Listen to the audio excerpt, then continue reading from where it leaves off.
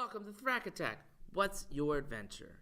Every week, I review the adventures that I go on. It could be a movie, a TV show, a book that I read, an album that I listened to, a video game that I played, or even just a place that I went that was interesting.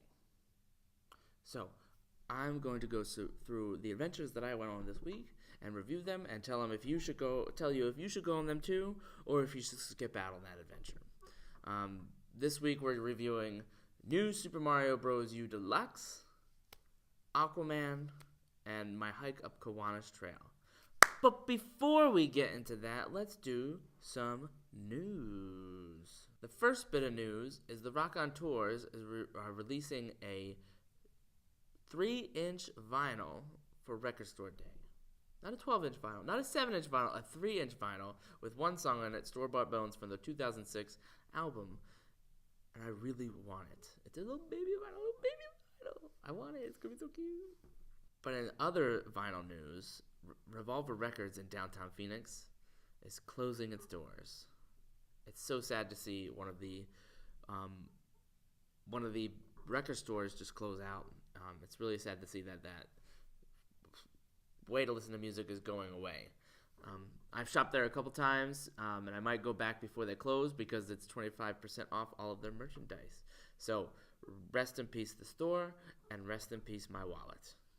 The Who is just announced a 2019 tour and a 2019 album.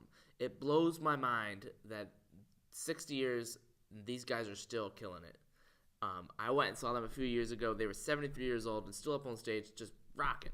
It was great to see them perform live. It was one of my bucket list bands, and I'm super excited that they're still playing and still getting out there. Unfortunately, Joshua Tree National Park has been trashed since the government shut down. I don't understand why people would do this.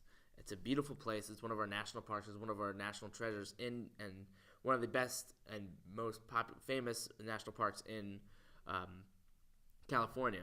Why would you go through and trash it? What's the purpose? What are you gaining from doing that? It just makes me sad. Create Your Own Adventure books are suing Black Mirror and Netflix for copying their idea and putting it into their movie. Why didn't they get permission from this? I'm sure if they went beforehand and was like, hey, we're thinking about doing this. Can we get the rights for it? They'd be like, yeah, sure. That was just poor foresight on their part.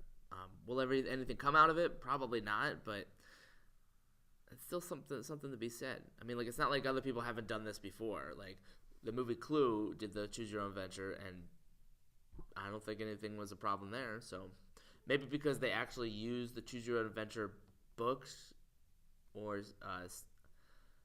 title in the movie, but we'll see. We'll see what comes out of it. Dragons are coming to Elder Scrolls Online. Too bad that game sucks.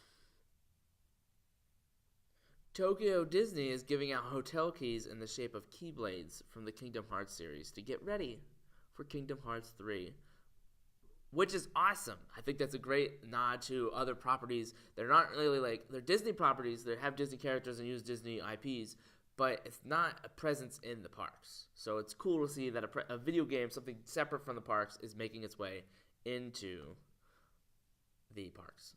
And I'm super excited for that game. I pre-ordered it the other day and paid it off, so I'm ready for January 29th. So, with all of the news out of the way, let's get into our first review, New Super Mario Bros. U Deluxe. It's not new. It's from 2012. It's a Wii U game that has been ported to the Switch. There have been lots of Wii U games that have been ported to the Switch because nobody bought the Wii U. It was a solid system that was marketed poorly and had some really great games on it, but weren't selling because they didn't market it. When I heard about the Wii U, I thought it was going to be an extension or an update to the Wii. I didn't know it was going to be a brand new system, so I didn't get it because I didn't know. I thought I already had a Wii. I didn't need a Wii U because I had the Wii already. And I feel like that's a lot of the people think. They didn't market it as, I thought it was just the game pad attachment to the Wii. And I was like, I don't need that. But apparently I did because I missed out on a lot of games. This is one of them. New Super Mario Bros. U Deluxe. Oh, that's still a mouthful. I still can't say it correctly. Is a 2D platformer for Mario. The 4 original characters are back. Mario, Luigi, Toad, and Toadette. But there's an easy mode. You can use the crown power-up for Toadette, and you could get an extra jump because she evolves into Peachette for some reason. I don't know how that works out, but it does. Then there's an even easier mode. You can use Nabbit, who doesn't get hurt by anything. He's just invincible. So, and then there's an even easier mode. If you go through the game and you get stopped on a certain level a certain number of times, they'll say, hey, do you want Luigi to show you how it's done? And I'm like, yeah, I do, because I'm horrible at platformers. I always want to throw my Switch across the room when playing platformers. Everybody told me how great Shovel Knight was, and I hated it because I couldn't beat it. I couldn't get through the first 3 levels. So I was like, threw it across the room.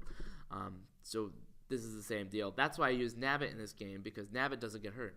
So, Nabbit doesn't get hurt. And then, even so, I'm so bad at platformers that on certain levels, without getting hurt by anything, I still had to have Luigi show me how to play the level. And at the end, it's like, do you want this to be your playthrough? And I'm like, yeah, I do. So, it's a super easy game. But if you love platformers, this is the one to check out. It's a great 2D platformer if you love 2D platformers. Too bad I suck at them and I can't play them. So, New Super Mario Bros. U Deluxe is a great port from the Wii U. It's a great game for 2D Mario fans. It's not the game for me. So is this going on my Ultimate Shelf? No, I would hate myself for playing it again. So, it's also co-op. So, you could play it with somebody that's actually good at platformers, which is not me. So don't play with me. I'm awful. Next up is a movie that came out the end of 2018 that I have not got around to yet, and that's Aquaman. It's the 6th film in the DC Extended Universe, I think, and it's just a fun film. It's the first film that I felt like, yeah, that's it. Wonder Woman was great, but if you took Wonder Woman out of that film, it would still be a great film. If you took Aquaman out of this film, it wouldn't work. The focal point is on Aquaman and his claim to the throne. I really enjoyed the characters and the visuals of this movie. The characters, like Aquaman, was great because it's Aquaman. Mira was fantastic. King Orm was great, but my favorite was Black Manta. He's always been my favorite villain in the comics, and always been just a cool character. I love the way that they incorporated his story into this movie, and how they actually gave him a backstory that made us care. We saw at the beginning of the film that Aquaman didn't do something, and he made his own villain, and he was totally aware of that. Black Manta is just a fun villain, and I'm really excited to see him go further in the future. What this film focused on was the Atlantis world and showing that world and how it was reacting to the human world. I want the opposite with Black Manta as the lead in the next film. I think that would be really cool to see him become the main villain and then bringing another side villain and like keep doing that turnaround. I think that would be really cool. So, characters were great. Visuals were fantastic. That scene where he walks out of the waterfall after taking the trident and he's in his new king outfit and the new classic Aquaman outfit was just awesome. That was the moment I was like, yeah, I'm in. I mean, it was the end of the movie, but I was totally in, and I totally enjoyed that part of the movie. So, characters are great. Costumes were great. Visual effects were fantastic. But the only thing I didn't like about this film was they thought of the bigger details and forgot about the little details, especially the ones they've established in previous films. In the Justice League, when we met Aquaman, and when we were seeing Aquaman in action, he was already Aquaman. He was a drunk. His musical theme was just rock music. He was a crazy surfer dude, and he already had his trident and an armor. I mean, he had to go get it, but he got it already. Then in this film, I think there was one section of the score that had electric guitars, There was one scene where he was drinking. He didn't really seem like the surfer guy. He was just kind of like grumpy guy, even though he's supposed to be like super excited all the time about fighting. And he already established that he was a part of Atlantis, and then they brought him to Atlantis again, and it was like didn't you already have the Trident? Like, you just forget about details that happened in the previous films, which is what my problem is with the DC universe, is they forget about things that they did in the past. Marvel does it too. It's just the nature of creating an cinematic universe and having different directors and different writers for each film. So it's just the nature of the beast, but I feel like DC's are more important to the story, whereas Marvel's is lesser important things. So my only issue was in the movie was that things in the movie didn't happen the way I thought they were going to be, because they were established in the other film and they didn't get transferred over to this film. But it's a good thing because I enjoyed this film. Is it going on my ultimate shelf? Might, but it wouldn't hurt my feelings if it never makes it there. So take that with what you will. The final review is of Kiwanis Trail. It's a 1.5 mile trail up South Mountain, and there's a little lookout point. What we do is we go up to the road, and then a little further up National Trail to the lookout point, and just chill there for a while, eat a snack, enjoy the view. It's beautiful up there. It's so far away from everything, but you can see everything. It's just great. And the lookout point is just a great little building that's cool. It's cool to sit in. It took about 2 hours, 2.5 hours, and we didn't like push ourselves. It wasn't there. We didn't want to go hiking for the health benefits. We just wanted to explore. We just wanted to go somewhere, and that's just, in my opinion, that's the way to go hiking. Yeah, it's health. It gets you going. It gets you moving, but it's just fun to go explore and see new things. And that's a really cool trail to do. If you're in the Phoenix area, I would highly suggest going hiking on South Mountain. It's just a fun experience. There's no real stress to it. There's no like, oh, I can't get to the top or anything. It's just an easy hike that you can take your time with and enjoy. So Kiwanis Trail, good hike. I would recommend it. So that's the reviews. We're gonna switch around the schedule for next week.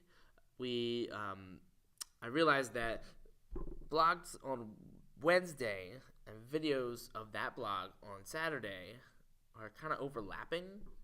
It's weird to write a review and then video the review later. So we're putting the blogs on Monday, videos on Wednesday, and then I'm going to start podcasting, and hopefully that'll be out on Thursdays. So we'll see how it goes. I will update it on the blog, and I will let you guys know when the next video is. Thank you for watching. Thank you for subscribing. Thank you for following us. I hope you guys enjoy my adventures, and I hope you guys send me some of your adventures too. So keep going on adventures. Thanks.